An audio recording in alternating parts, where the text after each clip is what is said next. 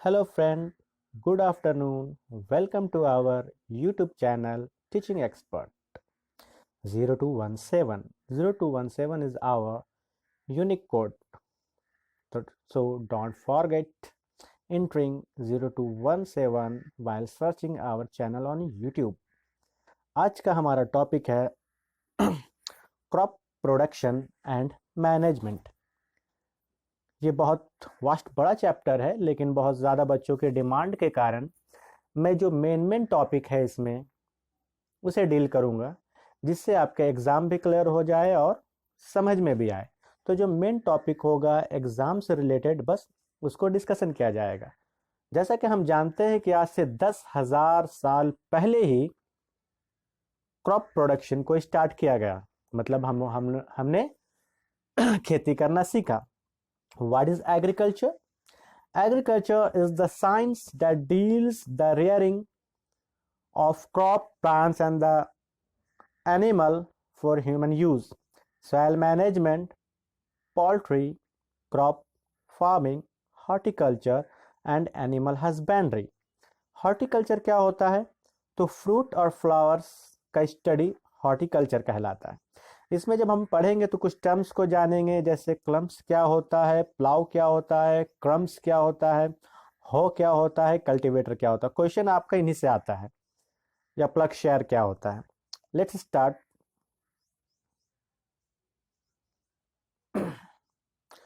Crop production and management.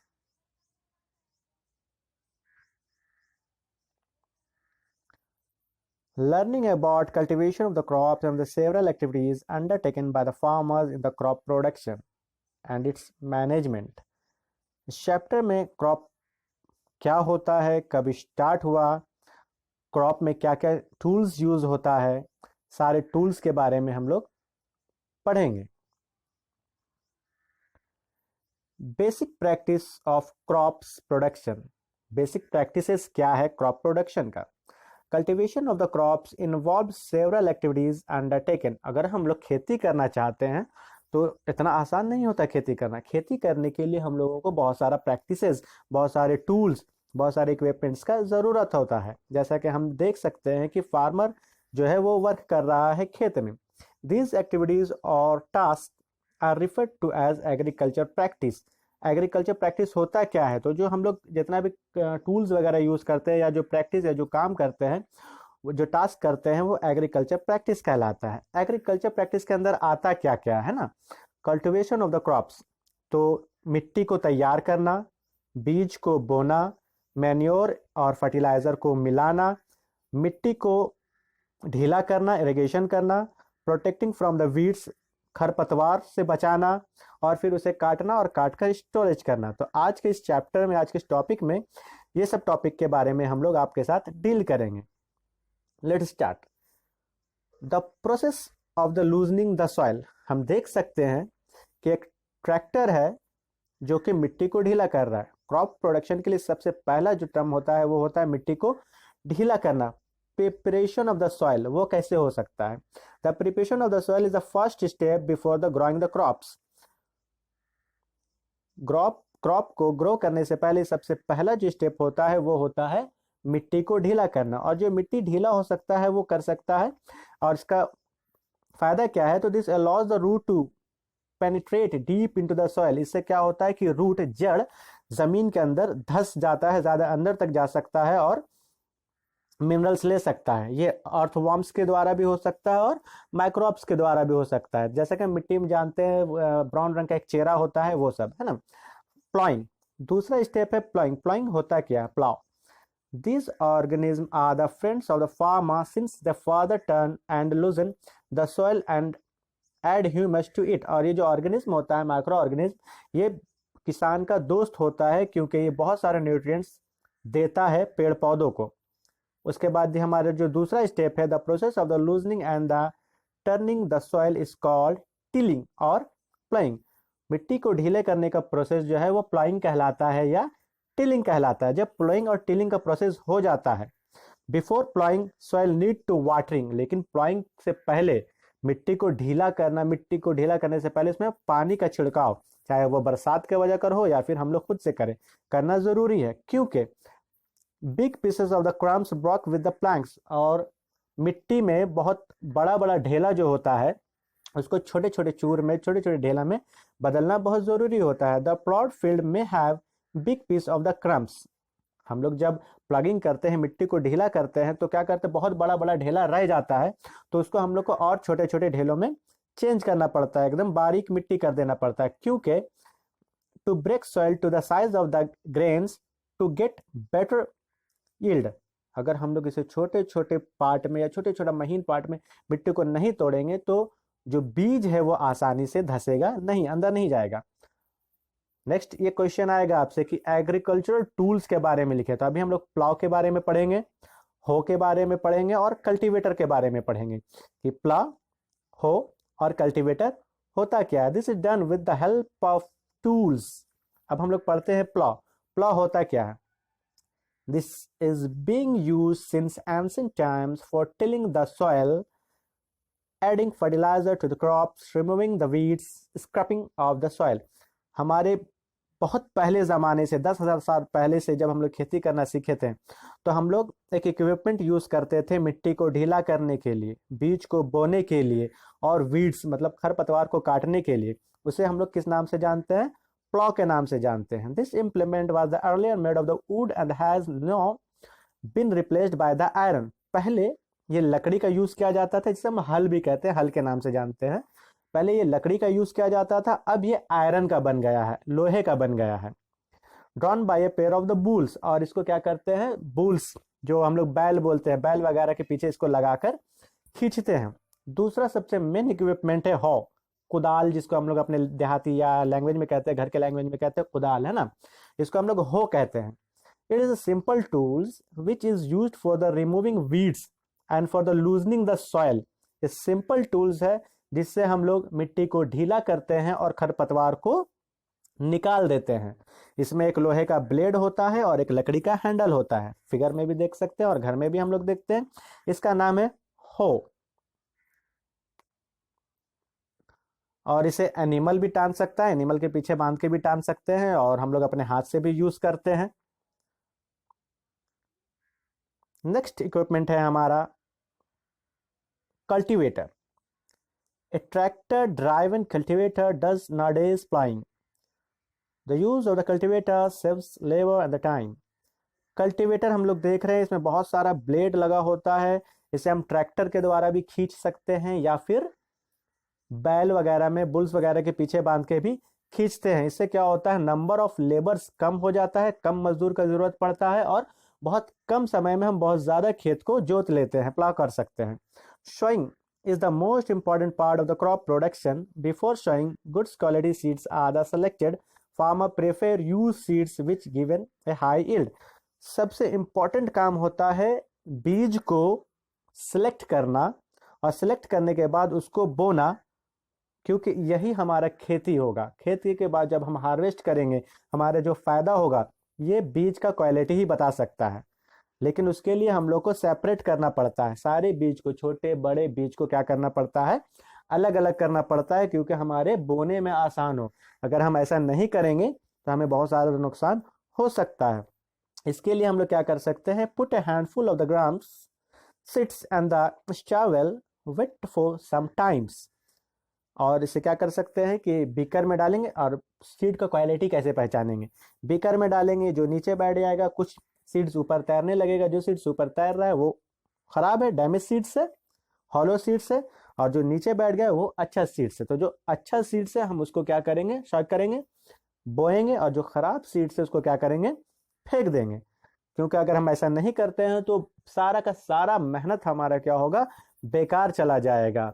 मिट्टी को कोड़ना, मिट्टी में पानी देना, हमारा पैसा, बैल का मेहनत, मजदूरी, सब कुछ बेकार हो जाएगा। Before sowing let us study about the tools used for the sowing seeds. Sowing किस टूल से किया जाता है, बीज को बोने के लिए हम लोग कौन सा टूल्स यूज करते हैं वो देखते हैं। देखिए इस फिगर में देख सकते हैं कि एक आदमी है जो कि बीज को एक टूल से अंदर डाल रहा है। ये क्या कर रहा है, डायरेक्ट बीज को मिट्टी के अंदर डाल रहा है। बैल है, हीरा मोती दो बैल है और दो आदमी भी है। हम नजदीक से इसे देख सकते हैं जूम कर कर कि एक कीप के तरह कौन के प्रकार का क्या है, एक इक्विपमेंट है जिसमें बीज डाला जा रहा है और ये बीज क्या होता है एकदम अंदर चला जाता है, मिट्टी के अंदर चला जाता है। अगर ऊपर रहेगा तो क्या होगा कि जितने भी चिड़िया वगैरह आते हैं वैसे खा जाएंगे, और जैसे ही चिड़िया वगैरह खाएंगे तो हम लोग तो जानते हैं कि किस तरह का नुकसान होने वाला है। Nowadays, the seeds drill is used for sowing with the help of the tractor। और होता क्या है कि सीड्स ड्रिल कर कर एक मशीन आता है जिसको ट्रैक्टर में लगा के हम लोग यूज करते हैं। This tool shows the seeds uniformly at proper distance। और ये क्या करता है कि ये जो मशीन होता है बीज को प्रॉपर डिस्टेंस में, जैसे फिगर में देख सकते हैं, प्रॉपर डिस्टेंस में बीज को बोने का एक मशीन आता है जिसको हम लोग किस नाम से जानते हैं, सोइंग मशीन के नाम से जानते हैं। Worker planting small plants. और देख रहे हैं यहाँ पर फिगर में हम लोग क्या देख सकते हैं कि बहुत सारी मजदूर है, वर्कर है, लेबर है, जो कि छोटे छोटे प्लांट्स को क्या कर रहे हैं, गाड़ रहे हैं। An appropriate distance between the seeds is important. होता क्या है कि अगर हम लोग अप्रोप्रिएट डिस्टेंस ना दें तो सूरज का जो रोशनी है वो बराबर नहीं मिल पाएगा, जो न्यूट्रिएंट्स है वो बराबर नहीं मिल पाएगा, जो मिनरल्स है, वाटर है, जितने भी इनके न्यूट्रिएंट्स है वो इन लोगों को बराबर मकदार में नहीं मिल पाएगा, जिसके वजह कर क्या होगा, हमारा क्वालिटी प्लांट का, सीड्स का क्वालिटी या जो हार्वेस्ट के वक्त जो प्लांट बचेगा उसका क्वालिटी अच्छा नहीं होगा। न्यूट्रिएंट्स चाहिए, वाटर चाहिए, बहुत कुछ चाहिए। एडिंग मैन्योर, यहाँ पर दो टर्म यूज हुआ, मैन्योर और फर्टिलाइजर। तो what is manure and what is fertiliser? तो दोनों खाद है, मैन्योर और फर्टिलाइजर दोनों खाद होता है, लेकिन जो केमिकल, ऐसा खाद जिसमें केमिकल मिला हो फर्टिलाइजर कहलाता है, और ऐसा खाद जो कि केमिकल ना मिला हो, जैसे सड़ा गला पेड़ पौधा, गोबर, काउडंग्स वगैरह को यूज करते हुए हम बनाते हैं, वो मैन्योर कहलाता है।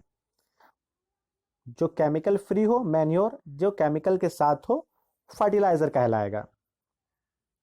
कह सकते हैं कि मैन्योर पूरी तरह से ऑर्गेनिक होता है, जो डिकम्पोज करके बनाया जाता है। अब आप देख सकते हैं फिगर में कि स्प्रीड कर रहा है, फर्टिलाइजर को क्या कर रहा है, छीट रहा है। Manure is an organic substance obtaining from the decomposition of the plant और एनिमल वेस्ट डिकम्पोजिंग सड़ा गला सब्सटेंस से मिलकर बनाता है। और ये जो फर्टिलाइजर होता है ये केमिकल प्रोसेस होता है, इसमें यूरिया हो सकता है।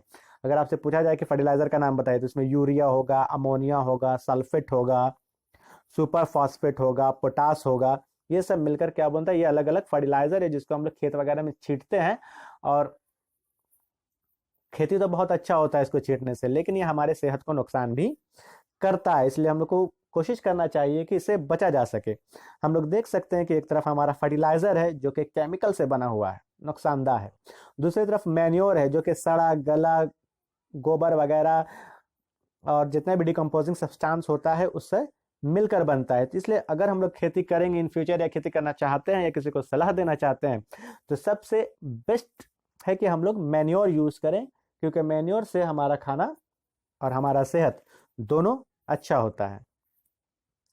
फर्टिलाइजर जो होता है वो क्या होता है, आपका फैक्ट्री वगैरह में बनाया जाता है, तैयार किया जाता है केमिकल प्रोसेस के द्वारा, जबकि मैन्योर हम लोग घर में भी बना सकते हैं। बहुत सारा गोबर वगैरह, घर का वेस्टेज सबको एक जगह जमा करेंगे, मैन्योर बन जाएगा।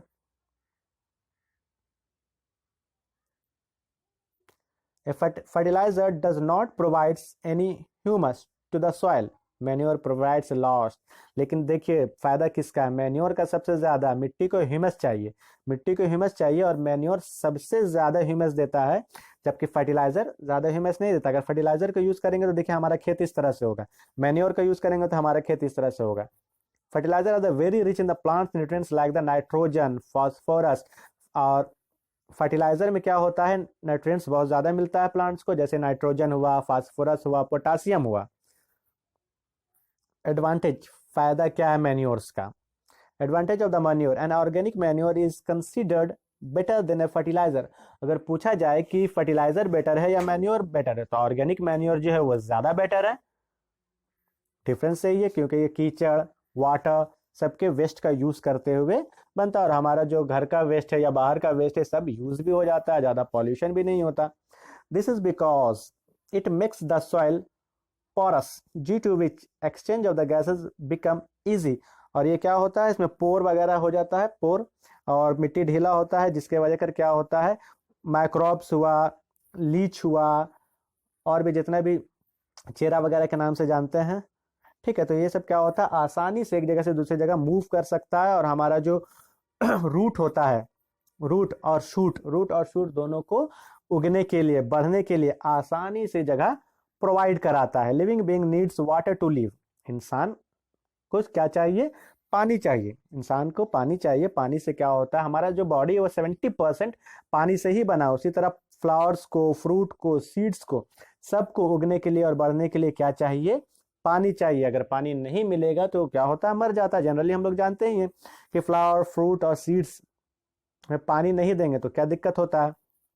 The plant roots absorb water along with water minerals. और प्लांट का जो रूट होता है वो वाटर को एब्जॉर्ब करता है और उसके साथ वो मिनरल्स वगैरह को भी लेता है, मिनरल्स वगैरह भी लेता है, ठीक है। जैसा कि हम लोग देख रहे हैं, और मिनरल्स बहुत जरूरी है। हम लोग जानते हैं कि जाइलम और फ्लोएम के बारे में हम लोग पढ़े हैं। जाइलम क्या करता है, नीचे से ऊपर वाटर और मिनरल्स ले जाता है, और फ्लोएम क्या करता है, ऊपर से नीचे जो पत्ती खाना बनाता है, उस खाने को फोटोसिंथेसिस के द्वारा जो खाना बनाता है उसको पूरे पेड़ पौधे तक ले जाता है, और जिससे वो उगने में मदद करता है। Water, minerals and fertiliser. नीचे से क्या लिया जा रहा है, water, minerals and fertiliser. Nutrients dissolve in water. जितना भी पानी और मिट्टी में न्यूट्रिएंट्स है वो क्या करता है, रूट उसको अब्जॉर्व कर लेता है, सोख लेता है। Farmer watering the field. अब हम देख रहे हैं कि एक फार्मर है जो कि क्या कर रहा है, पानी देने का काम कर रहा है। किसमें पानी देने का काम कर रहा है, फील्ड में।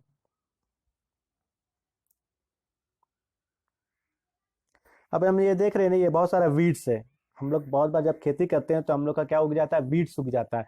और जब वीड्स उग जाता है तो वो हमारे अनाज को, हमारे क्रॉप्स को कमजोर कर देता है। कमजोर कैसे कर देता है कि जितना भी न्यूट्रिएंट्स होता है वो वीड्स ही यूज कर लेता है। अगर वीड्स यूज कर लेगा तो आपको क्या मिलेगा, अगर आपके घर में मेहमान आया, सारा खाना वही खा लेगा तो आप क्या खाइएगा, आप कमजोर हो जाइएगा।